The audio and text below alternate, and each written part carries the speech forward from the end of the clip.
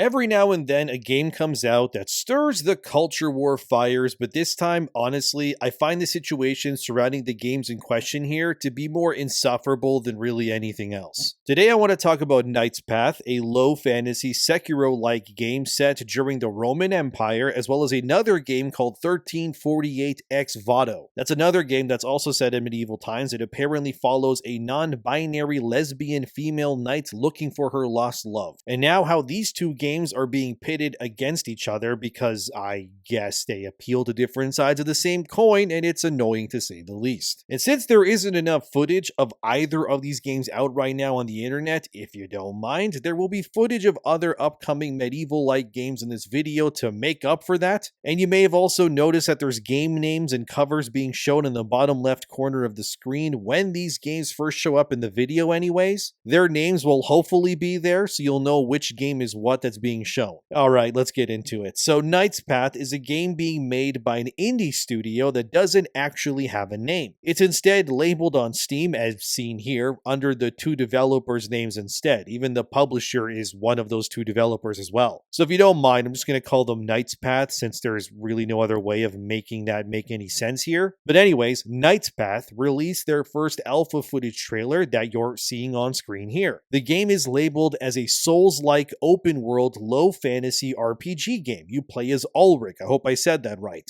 Anyways, he's a young man who, must survive in the times of the Holy Roman Empire. Combat will be, as I said, Souls-like Sekiro based on what the devs have said on social media anyways, so you'll be parrying a lot, breaking the stances of enemies and then overwhelming them in plated armor combat. I guess think of it sort of like Kingdom Come, but in third person, but also Sekiro. Honestly, to me, that sounds fun. I'm down for that absolutely. However, this is where the nonsense comes in because Knight's Path has made it abundantly clear that they will not be allowing their main character, Ulrich, to engage in gay romance whatsoever. The exact tweet that has caused the firestorm is here, as you can see. A user asked if there will be any LGBT representation, to which Knight's Path said, "We care about gaming and fun, not modern agendas." So that tweet alone, it caused a lot of people to get really angry at Knight's Path. However, historically, the amount of actual LGBT representation in medieval times was there, but it was pretty minimal. It was actually outright not really even allowed by law or religion during that time either. Again, I'm not saying that it didn't exist. It did, but the amount that was recorded or did actually exist versus what didn't was obviously way less than just heteronormative, I guess, behavior, if you will. And this is where the first modern agenda debate begins pretty much here, while asking the question, which is, if excluding something is now a statement in itself these days. So this then brings me to 1348X Vado. A game, as Pink News puts it here, is something people are very excited for because it's a lesbian romance story told in medieval times. Now, before I go any further, before anyone makes up a narrative about me or something, I just want to say I don't care if a game like X Vado or Knight's Path does what they want with their narratives. I'm not saying that either game somehow doesn't have the right to exist. Obviously, game developers can do whatever it is that they want, and it's up to the audience and the paying customers to make the difference as to what should exist and doesn't. So I don't think that X Vado looks like a bad game at all. Its combat looks serviceable. The voice acting, from what I've heard in the trailer, sounds good. The haircut is, not the best, but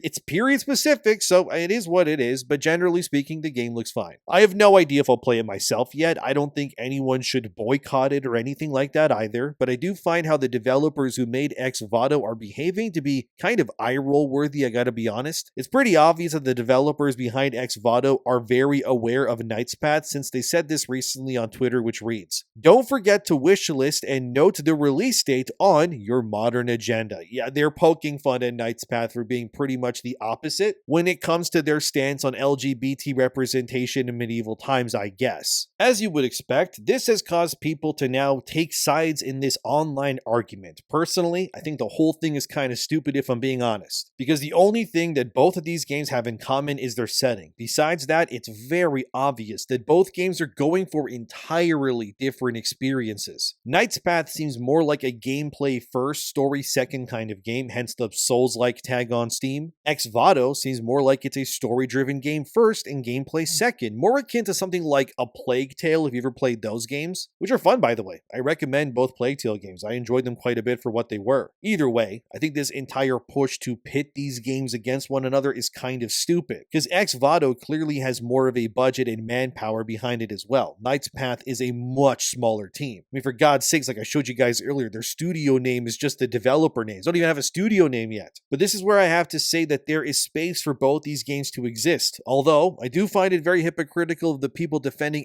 Vado to then try to dunk on Knight's Path, because it also proves that they're kind of being hypocrites. They're mad that Knight's Path doesn't have gay romance options in it, yet Vado is about a knight errant named Eta, I think that's how you say it, who is gay, who's obviously looking for their love, whose name is Bianca. So by definition, Vado doesn't allow for hetero romances either. It's the exact same thing in reverse. Both games are limiting their romance options based on the developer's preferences, the story they want to tell, and how they want to depict their world. Yet only one game in this instance, Knight's Path, is being attacked for wanting to stick to one romance lane, if you will. But Vado gets a free pass, I guess, because it's gay-centric. You see what I mean? It is hypocritical. Again, Vado can do whatever they want, but can we at least stay consistent if we're going to get mad about one thing while being totally fine with the other thing when it's like basically the same thing but in reverse, like I said? Besides, Knight's Path is very obviously based on how the developer spoke about it, not a game about really romance at all. It's there, but it's not the focus. It's a game that is clearly doubling down on ensuring that its gameplay is the focus of the experience, which I think is totally fine. I don't expect Knight's Path's story to be this massive, expansive thing or anything. Maybe it is. I don't know. It's not out yet. But even if it isn't, and it's just focusing heavily on combat, that's fine too. There's plenty of Souls-likes that I've played in the past where I don't care about the story at all. I just want to cut things down, explore, and level up. You know, there's nothing wrong with that at all. How many times have you played a Souls-like and you beat the game and someone told you to tell you what the story's about and you're like, I have no idea. I'm just here to kill things. But Vado, to me, it looks like a Plague Tale or something similar in that vein. You know, a game where they're more focused on the characters and the story, which obviously totally has a consumer base that is more into that sort of thing. Either way, neither game is suddenly wrong to exist in my opinion, but it's just eye-roll worthy how only one of them is being attacked for having their preferences, which is telling. Gaming Bible, for example, slammed Knight's Path as seen here, claiming that they were catering to right-wing gamers apparently by being more interested in focusing on their gameplay systems than their romance options. But it's not surprising where Gaming Bible's beliefs lie, since at the end of their own article, as you can see here, they bring up Vado, how they're so here for its lesbian relationship angle. Again, why people are even comparing these two games is already stupid to begin with. It's like people need to fight 24/7 on purpose when they really don't have to. Like, there's other problems that need more attention, like RAM going out the window in terms of price, companies laying people off like crazy, and remakes being made like Yakuza 3 that look like absolute dog water while delisting the original game to force you into paying more for the same game again instead. I'm only here talking about Knight's Path and Vado today because I want to hopefully be a voice of reason in this cacophony of nonsense to tell people, hey, calm the hell down and just play some video games. Like, both debates hinge on that phrase, right? Modern agendas. And okay, that also needs some unpacking too. To some people, that phrase means politics in games, and oftentimes loaded and weaponized claim. I think we can all agree on that one. But the real question we should be, asking is, what does history actually show about said representation? What is actually the reality behind such concepts during these times, specifically the Roman Empire era that both games take place in? In Knight's Path, the developers have replies about not including certain modern elements that, like I said, have rubbed some fans the wrong way because it, I guess, came off as dismissive. Then you'll have the critics that claim that the phrasing is reinforcing a, gatekeeping mentality, which they don't like either, that certain stories don't belong in, which is marketed as historical fantasy. Meanwhile, 1348 Vado has been widely praised for its representation by the usual websites, obviously, with online people calling it a game that they've never seen before, I guess, because it's a medieval narrative that has queer romance at its center. Like I said, both games can exist. I got a feeling that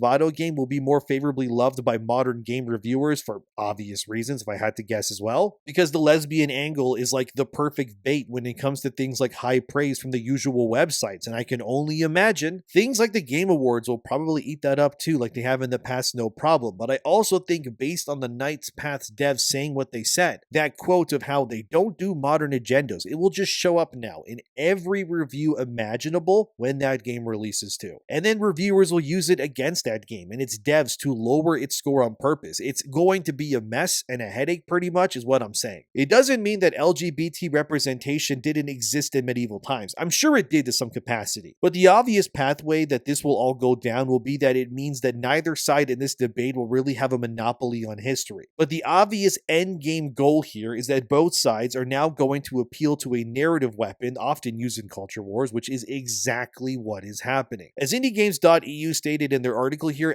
Vado is sparking debates on the possibility that the developers are actively pushing a modern agenda into their medieval times game. I will admit the concept of a knight errant who is a woman somehow being able to also overpower fully grown men in suits of armor with a sword and that's it is far more unrealistic than just like a lesbian existing in modern times to me. This trope of like the whole 90-pound woman being able to overpower guys who are like twice her size is never not going to come off as ridiculous to me, which is probably why also many female action-led films have failed in recent times too, because audiences are just tired of that sort of thing. While I'm not saying that Vado looks like a bad game, I can't lie that its depiction, even in the trailers where this woman in her bowl cut with string bean arms is facing down fully grown muscular men with axes, is probably the most unrealistic part about all of this, I gotta admit. Usually games that, feature female heroes, they tend to lean on things that, even the odds, I guess. Like in Tomb Raider, you have guns, obviously, which are, not gender specific and they get the job done by the whole bullet in the face thing. Or these sorts of games will use magic and fantasy elements to make up the difference. Look at the upcoming Tides of Annihilation to see what I mean there, or even Stellar Blade even. But personally, if your game is set in a realistic setting with zero magic to speak of, it's hard to take a woman that again is like 90 pounds at best seriously in a war setting. And again, I'm not attacking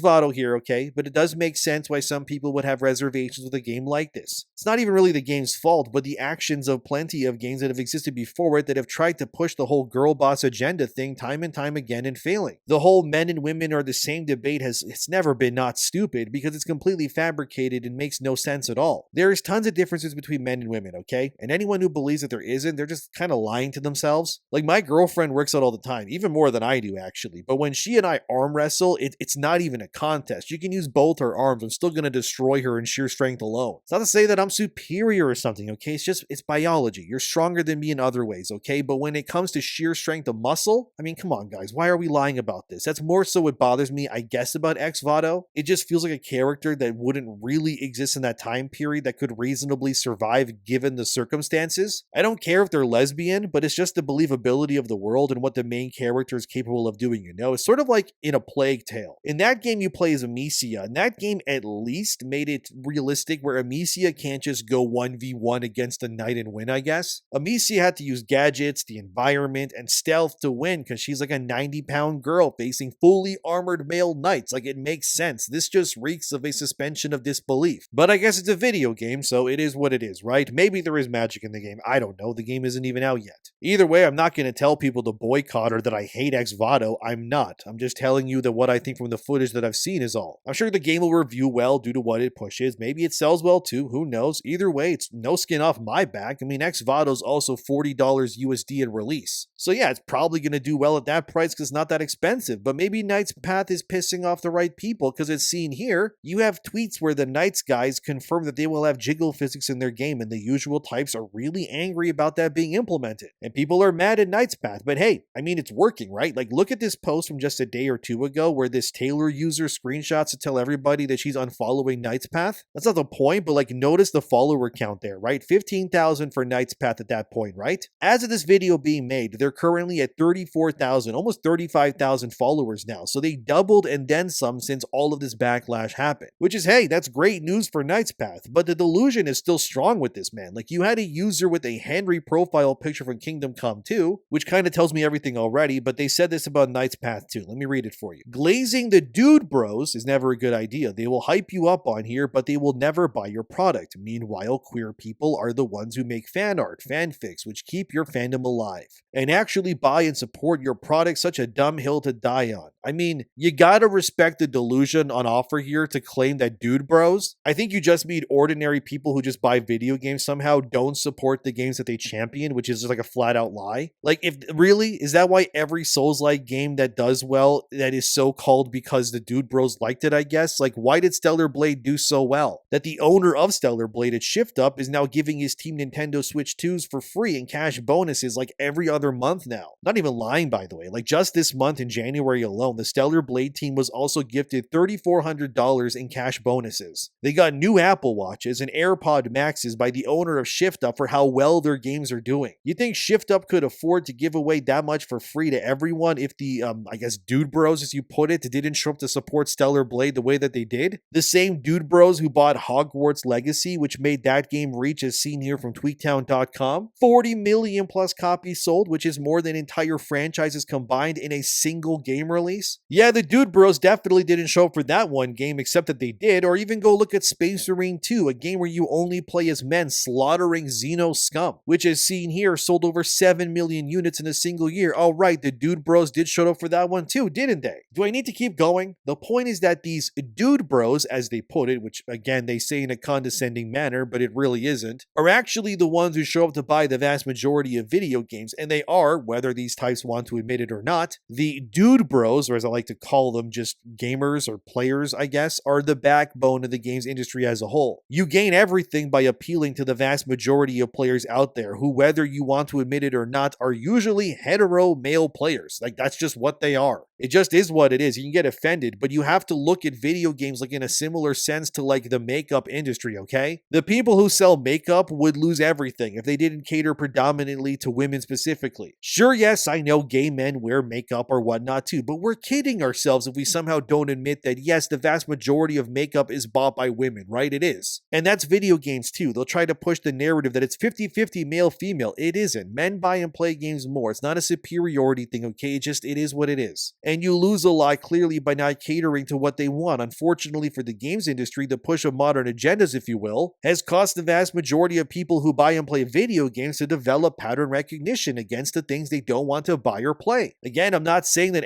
Vado will flop or anything. I think it's really smart to be a cheaper game. I think it will do well. But I also think that gaming websites or Twitter users are vastly underestimating how deeply loyal and ferocious the so-called dude bro demographic really is when it comes to game sales. I mean, these sorts of players are why Call of Duty, Battlefield, Halo, and many, many more exist and have sold so well for so long, right? God of War even. Sure, women play those games too, I'm not saying that, but we're both lying if we try to say that more women play Call of Duty than men. Like, come on now, why are we lying, right? It is what it is. Although, so credit where it's due to. That user saying that LGBT fandoms tend to keep games alive through fan art and stuff, yeah, that's true too. Look at Life is Strange, Dragon Age, or even animated shows like Has Been Hotel. I'm not saying that LGBT-centric customers aren't loyal either. They are. But I really find this mentality that we need to like pit one group against another like this to just be fruitless and stupid. Both games can reasonably exist, both can be successful, and both can have their core audiences too. If Vado is made for the LGBT-centric gamer, then great, that means they have a game that is suited to what they want to see, right? And hopefully if they want an Vado 2 or something else, those people will show up to buy that game at release, which I'm sure they will. Or hopefully they do, and they don't treat it like they did Dragon Age Veilguard or something where they championed it, but none of them bought it. But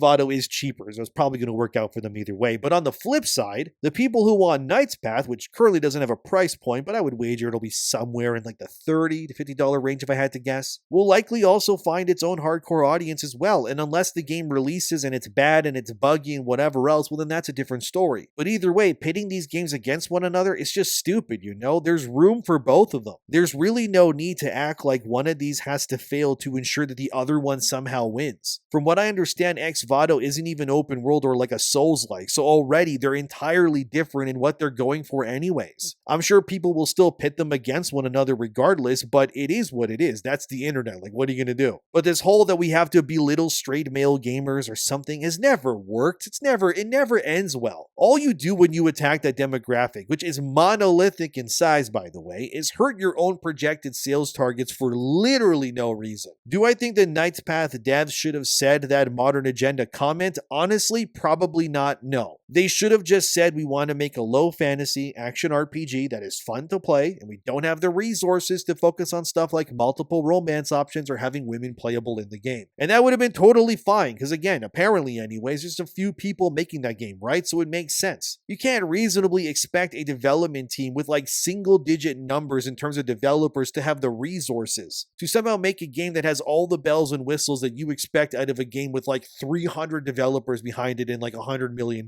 $100, right? But again, it is still hypocritical to attack Knight's Path when Vado is doing the same thing but in reverse and not getting the same level of backlash. It just proves that certain groups of people have biased views and selective outrage and see wrong in one way of thinking but not the other, and that can apply to any side too, I know that. Oh, your game is focused on a lesbian romance with no straight romance options? Wow, amazing, 10 out of 10. Oh, your game is straight romance only with no lesbian options? 0 out of 10. We hate it, the devs must be hit with rocks now. Like, it's just stupid, right? Just by picking a side like this, it proves that it's biased no matter what. I never like to see devs punching down to other developers. It always comes across as gross and condescending to me. The whole point of games is that we can have all sorts of things get made, right? There doesn't need to be only one type of game. And it's easy to just look at something and go, yeah, it's not for me, and move on, and that's fine. We've all done that. I've done that plenty as well too. For example, Savvy, a friend of the channel, even replied to that Dude Bro post, and I mean, this is what she said. Let me read it for you. I like how you just make things up. This is so fascinating. If the queer showed up, why did all the virtue signaling games fail? Why didn't the target audience show up for Concord? If gays actually supported anything, why didn't Lara Croft on Netflix get renewed? You know none of this is true, and that's why all the shows, games, books have to get retconned for demanded inclusivity, and then when that happens, it gets canceled shortly after. I mean, she's kind of right, isn't she? If that demo did show up to support games the way these posts all claim they do, then we would be currently on season God knows what of like Concord's roadmap right now. There would be a whole Tomb Raider Netflix like planned universe. There would be another Masters of the Universe Tila focused story told again on Netflix, or a sequel game to Gotham Knights or Kill the Justice League currently in development, but none of that is true. That's not happening. Yet instead we have Space Marine 3 that's in active development, a Hogwarts Legacy sequel that is definitely happening. Stellar Blade devs already confirmed that they're making the next one, and so on and then some. So the objective reality versus the delusion of some people couldn't be more different. Like, look at Clair Obscur, right? It won Game of the Year, a game that basically, let's be real, has no diversity in it at all pretty much. It's a bunch of white people and like an Asian girl fighting a paintress. Anyone diverse in that game is pretty much axed off the moment they leave the island by Renoir if you played the game. And I mean, you can't even get mad at me for saying that. That's objectively what happens in the game. That's what the developers did. I'm just telling you what's in the game. And yet the industry awarded Clair Obscur everything, right? It even beat Elden Ring and Last of Us 2 in nominations and wins. But on paper, technically, these same people should then be saying that Clair Obscur is a dude bro chud game. Because what do you mean it only stars white people and straight white males and like one Asian woman, I guess? How dare Sandfall do that? Are they chuds? No, but it is what it is, right? The only reason they don't attack Clair Obscur, I guess, is because the reviews protect that game from being called bad, because it obviously isn't. This whole situation is just nonsense. I actually can't believe that we're still discussing these things in 2026 of all times, but here we are. The culture war still rages, I get that to some degree, but it has reached levels of absurdity on both ends. But to stand defiant and say, actually all the games that objectively sold well and did extremely well all have the elements that dude bros love, which is who bought them, like, let's be real, that's peak delusion. It's the classic tale of we must rewrite what we lost in order to make it seem like we won. Like, have these people just forgot that 2024 has already existed and everything that happened that year already? Like, those sorts of games got cooked to a crisp in 2024, dude. So many job losses, millions evaporated in bad games. Does anyone even remember games like Unknown 9 or Dustborn? There was also another game I wanted to bring up that also did poorly and pushed the same sort of thing, but I genuinely can't remember the name of it now, but it was so forgettable too. Oh, what was that game called? Flintlock. That was the name. Yeah, Flintlock. It failed too, unsurprisingly. Even what was the other game? What's it called? Hyperlight Breaker? I think that's what it's called. That game imploded too. But the point here is that what's happening with these games and the broader conversation is that things are getting lost in the nonsense more often than not, where the community reactions are significantly impacting how games are being discussed and even marketed now. Like comparing Knight's Path and 1348X Vado, the difference here is going to be subtle, okay? One incident, it stemmed from the developer tones in like the comments, and the other from their narrative interpretations. But the result is still similar, that it all ends up as culture war narrative nonsense and ultimately just takes over the conversation like every single time. What I hope everyone learned from this latest chapter, if you will, in the culture war, I guess, is that when it comes to even dismissive developer responses, even if unintentional at first, it will always then be weaponized by someone somewhere to pull that game or movie or show or book down that they don't like. Developers also do have artistic license to craft the narratives that they want want to make, as long as the portrayal avoids like, caricatures and it feels authentic, I guess, to the story's themes and ideas. That's usually all that really matters to most fans, and they will either respond positively to strong characters and whatnot, or they will avoid the game if they feel like that it's not made for them, and that's their choice. And to any developers out there watching this who want to avoid such backlash in the future, just try to stick to talking about your game's, mechanics or like the world design, the narrative and stuff like that sort of thing, neutral things, if you will. Don't try to fall into the usual traps that are laid out for you, and remember that it's all public too in the end as well. Either way, I think how Knight's Path's devs reacted to some degree has caused backlash that they will just not have to live with for the rest of time. But on the flip side, Vado's devs poking fun at Knight's Path and punching down is equally just as eye-roll worthy to me. Either way, there's no doubt in my mind when both these games inevitably release at some point that people will still compare them, despite, like I said, both of their similarities and with the setting. I mean, Knight's Path's devs even said on social media, it's lengthy, I won't show it, but basically, that their game will not have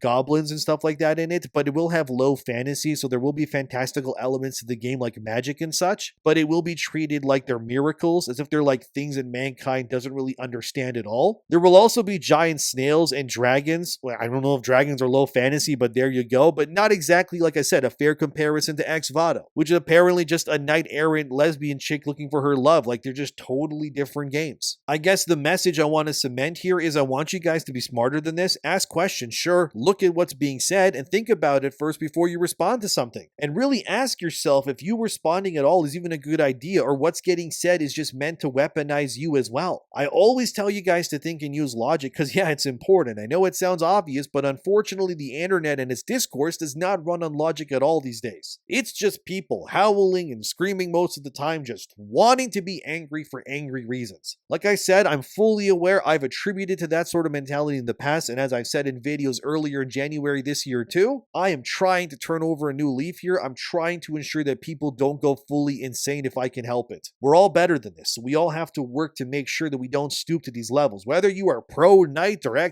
Vado, I guess let me know in the comments. But remember, these games are fundamentally different no matter what in the end anyways. But what do you think? Let me know. Thanks for watching, subscribe, take care of yourselves, and see you next time. And just be smart about what you say online, guys, because it matters. But anyways, see ya.